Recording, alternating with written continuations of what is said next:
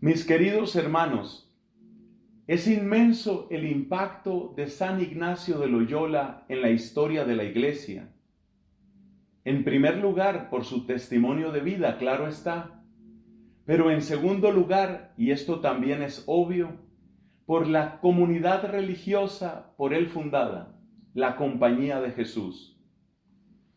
Hoy les invito a que descubramos algunas claves de la espiritualidad de San Ignacio de Loyola, es decir, lo que él vivió y lo que dejó como herencia a los jesuitas. Vamos a ver 4 rasgos entonces. En primer lugar, es una espiritualidad dinámica, o por decirlo con un lenguaje más clásico, es una espiritualidad de la peregrinación. Uno de los aspectos más llamativos de la vida de Ignacio es su movilidad, su peregrinar. Yendo a distintos lugares, siempre por motivos de piedad, de formación o de evangelización, Ignacio mostró que el cristiano es un peregrino.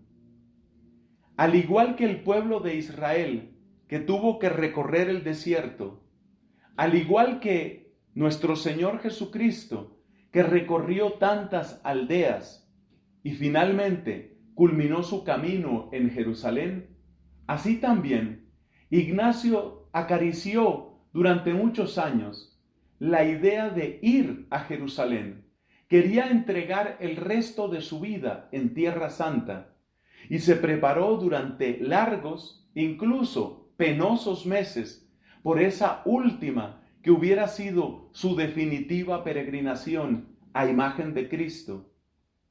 Pero este sueño no logró realizarse por circunstancias ajenas al querer de Ignacio. Entonces, en vez de ir a aquella Jerusalén física, es decir, la ciudad donde murió Jesucristo, en la ciudad de Roma, encuentra él una expresión, una especie de asomo a la Jerusalén del cielo, y por eso entrega de un modo particular su voluntad a las disposiciones del Papa. Este es el gran deseo de Ignacio. Podemos decir que el final de su peregrinación está en esa entrega que él hubiera querido hacer como Cristo en Jerusalén, pero que la hace de algún modo a los pies de la sede de Pedro en Roma. Más allá del movimiento físico, de todo ese recorrer distintas ciudades y lugares de Europa, Ignacio nos muestra que también la vida cristiana está llamada a ser dinamismo, es decir, estamos llamados a seguir a Jesucristo. El paso de Cristo, el ritmo de Cristo es ágil, podemos decir incluso exigente. Si quieres otra palabra, agotador. Pero en la medida en que nosotros estamos entregando a Jesús esa fuerza de nuestro amor, y en la medida en que nos comprometemos a estar a su servicio, eso implica un dinamismo. En este sentido, la quietud, entendida como comodidad, es enemiga de la vida cristiana. Es verdad que necesitamos quietud en el sentido de estabilidad en nuestras decisiones, pero si la quietud significa quedarnos en la mediocridad, eso lo rechaza vigorosamente Ignacio. Se da cuenta que hay mucho por hacer, que hay mucho por padecer, que hay mucho por entregar, y por eso él mismo es fundamentalmente un peregrino. Ese es el primer elemento, una espiritualidad dinámica, una espiritualidad del movimiento y la peregrinación. Segundo, es una espiritualidad del combate. Segundo elemento, espiritualidad del combate. Él mismo, como seguramente sabemos, tenía formación militar. Su primera gran aspiración en la vida fue buscar la gloria a través de las batallas, a través de grandes victorias, a través del heroísmo que se tiene en la guerra. Pero cuando precisamente en el combate sufre una penosa herida que lo envía a la convalecencia, se da un proceso de profunda conversión en Ignacio. Y ese proceso le lleva a descubrir que las grandes batallas no son las que se libran con espadas, con puñales o con arcabuces. Las grandes batallas requieren de otras armas porque tienen que hacer frente a otros enemigos. Por eso, en el diseño de su gran obra, que son los ejercicios espirituales, San Ignacio de Loyola nos deja lo que podríamos llamar el manual del guerrero de Cristo. Es una persona que empieza por reconocer las bajas que ha tenido, las heridas que ha sufrido. Los ejercicios espirituales de San Ignacio están diseñados para que la persona pueda reconocer el tiempo que ha perdido y todo lo que le ha entregado al enemigo, pero no en un tono de tristeza ni de pesimismo, sino más bien en un tono de honestidad que lleva a una profunda resolución, a un acto realmente coherente y vigoroso de la voluntad que, revestida por la gracia de Dios, se lanza bajo la bandera de Cristo a conquistar terreno. Esta espiritualidad combativa tiene una gran repercusión en la manera como Ignacio desarrolla su espiritualidad del discernimiento.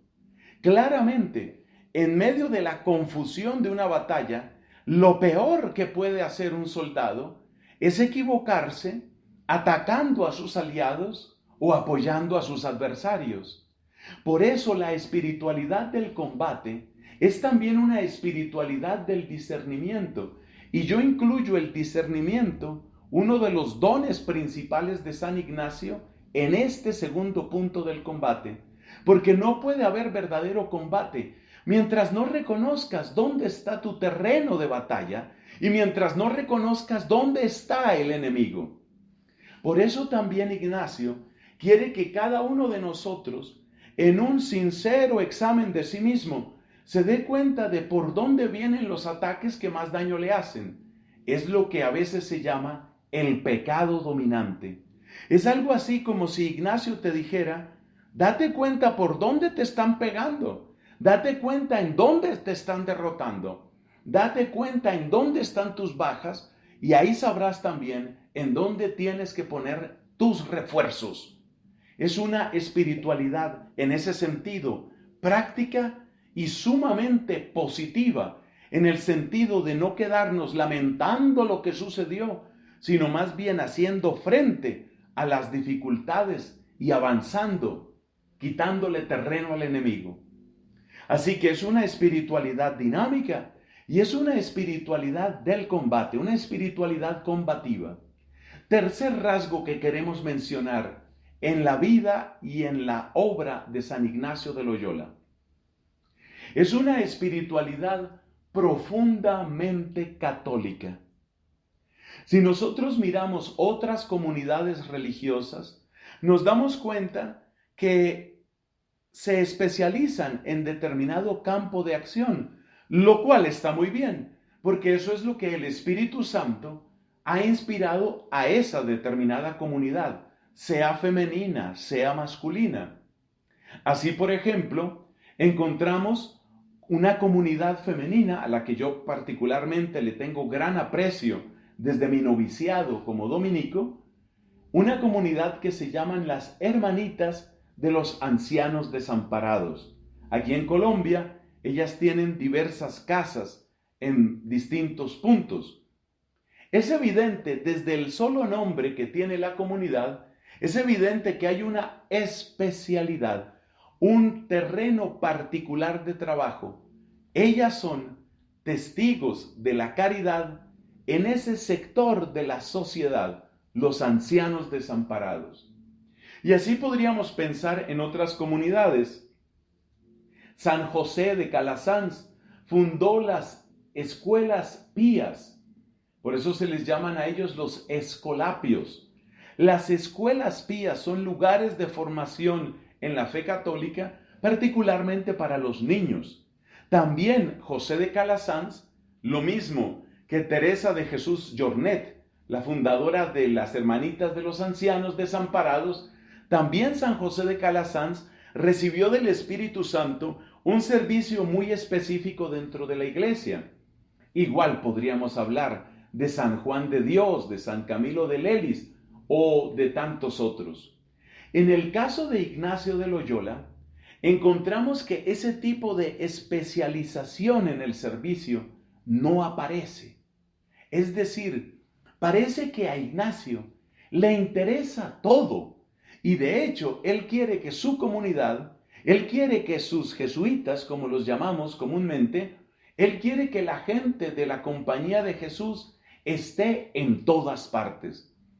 Ya se trate de la formación teológica, ya se trate del servicio misionero, ya se trate de justicia y paz, educación de la juventud, cárceles. No hay prácticamente ningún aspecto de la vida de la iglesia que esté cerrado a la acción del carisma que recibieron los jesuitas en su fundador San Ignacio de Loyola.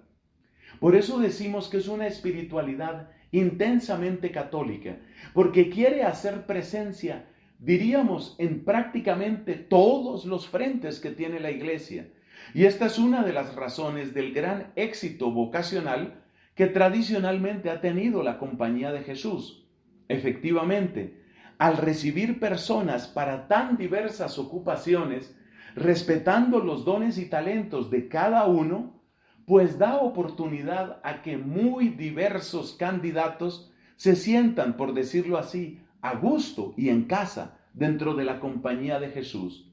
Ese es el tercer rasgo, espiritualidad intensamente católica. Y por último, tenemos que hablar de un rasgo ciertamente original de Ignacio.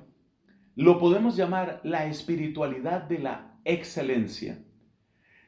Este solo punto me parece a mí que exigiría una exposición mucho más detallada y en este momento solo brindaré un mínimo de información, para lo cual le pido a Dios que acompañe mi palabra con la gracia del Espíritu Santo.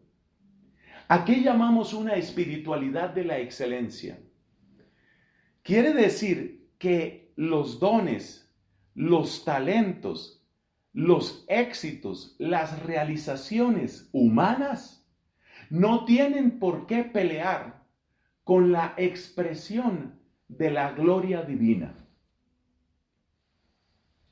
Hay a veces una idea que creo que produce cierta confusión. Una idea de que hay como una especie de balancín entre Dios y el hombre. Algo así como que el hombre tiene que desaparecer para que aparezca Dios.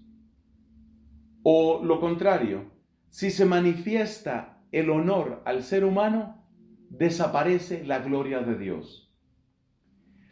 Esta advertencia, que es bastante conocida en la Iglesia Católica, esta advertencia que nos está invitando a ser precavidos por los peligros que tiene la vanidad, por los peligros que tiene la soberbia, por los peligros que tiene la autosuficiencia. Son peligros reales. Y contra esos peligros está esta advertencia que la vamos a llamar la advertencia del balancín. Llamando balancín a ese madero o a esa pieza rígida que se pone sobre un eje, de tal manera que si esto sube, esto baja, y si esto otro sube, lo otro baja. Esa es lo que podemos llamar la advertencia del balancín. La advertencia del balancín, pues no existe porque sí. Cada uno de nosotros puede tener una gran tentación o una gran tendencia a quedarse en su propia vanidad, en su propia autosuficiencia, en su propia soberbia. Y por eso la advertencia del balancín nos invita a que tengamos ese cuidado, como quien dice, cuidado que estés surgiendo demasiado tú y estés ocultando a Dios. O si quieres que de verdad surja Dios, aprende a ocultarte tú. Esa advertencia del balancín tiene sentido. Pero hay un peligro con la advertencia del balancín. ¿Cuál es? El peligro es que si una persona tiene numerosos talentos, numerosos dones dados por Dios, por supuesto, que podrían servir, óyeme lo que estoy diciendo, que podrían servir para esa batalla espiritual de la que hemos hablado antes, el ocultamiento de esos dones y talentos no ayuda en la batalla. Piensa, por ejemplo, en un ejército que está recibiendo duro ataque de otro ejército. Y resulta que hay soldados que son particularmente valientes y además pero muy diestros en el manejo de las armas necesarias para hacer frente al adversario. Y ahora imagínate que estos soldados pero muy eficaces, muy diestros, dijeran, debo tener cuidado de no lucirme. No puedo sacar todo mi potencial porque tal vez me lleno de orgullo. Esa fuerza élite que hubiera podido detener al adversario e incluso hacerlo retroceder, esa fuerza élite, entonces no daría a su máximo. Y hay que temer que vendría un desastre para ese ejército que sin esa destreza y sin esas capacidades de esos hombres, está probablemente en rumbo a la derrota. Ese es el razonamiento de Ignacio de Loyola. Es decir, que nosotros cuando se trata de pelear por Cristo, no debemos tener miedo a sacar lo mejor de nosotros mismos, no con la intención de vanidad, no con la intención de soberbia, no con la intención de autosuficiencia, sino con el único propósito de darle victorias a Cristo. Por eso el lema de la Compañía de Jesús, AMDG, ad maiorem Dei gloriam, para la mayor gloria de Dios. Es como si Ignacio dijera a sus jesuitas, tú tienes que dar lo mejor de ti mismo. Es lo que en el lenguaje jesuítico se suele llamar la espiritualidad del magis. Magis, escrito M-A-G-I-S, en latín significa algo más grande, algo mejor. Entonces, si estás en el terreno del estudio, da lo mejor de tu inteligencia, pero que no sea para vanidad, que no sea para orgullo, que no sea para creerte mejor que nadie ni para autosuficiencia, sino solamente porque quieres que lo mejor de ti esté al servicio de Cristo en esa batalla permanente que vive la iglesia mientras se encuentra en esta tierra. Entonces, Ignacio está invitando a sus seguidores, a sus compañeros, a sus jesuitas, los llamamos nosotros, a que den constantemente lo mejor. Y por eso, la espiritualidad jesuítica es una espiritualidad de la excelencia. Siempre habrá el peligro de que la excelencia lleve a soberbia o lleve a autosuficiencia o vuelva un poco sordo a las voces que otros podrían tener. Ese es un peligro. Pero es que en la espiritualidad casi todo tiene peligros, casi todo. A mí no se me olvida que grandes santos y santas, como Catalina de Siena, han advertido que incluso hacer penitencia tiene sus peligros, porque también puede haber vanidad en el hacer penitencia. Entonces, lo que hay que tener en cuenta es la continua purificación de la intención. Y por eso Ignacio quiere una espiritualidad de la excelencia. Da lo mejor de ti, pero no lo des para gloria tuya. Dalo para que sea plena victoria de Jesús en todas partes.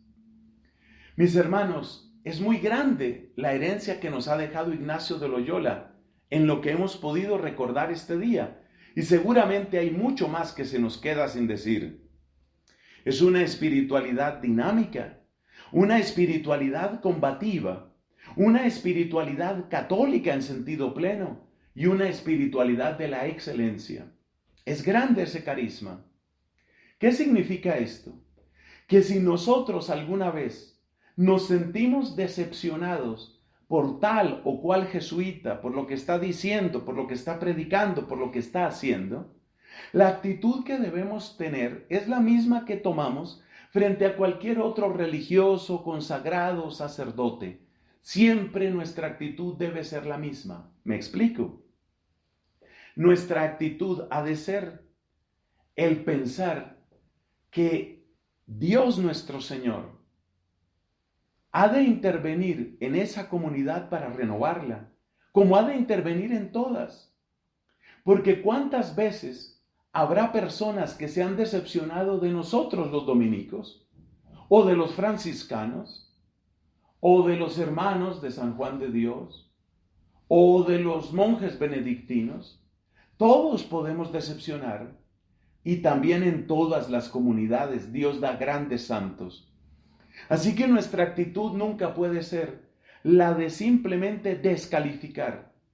Si es verdad que hay cosas que nos duelen, ya sea de cualquier comunidad religiosa o de cualquier sacerdote, que eso nos invite a nuestra propia conversión, a hacer mucha más oración, a ofrecer junto con nuestra oración verdadera penitencia y pedir a Dios que el brillo pleno de la santidad de Ignacio esté siempre manifiesto en la compañía de Jesús. Amén.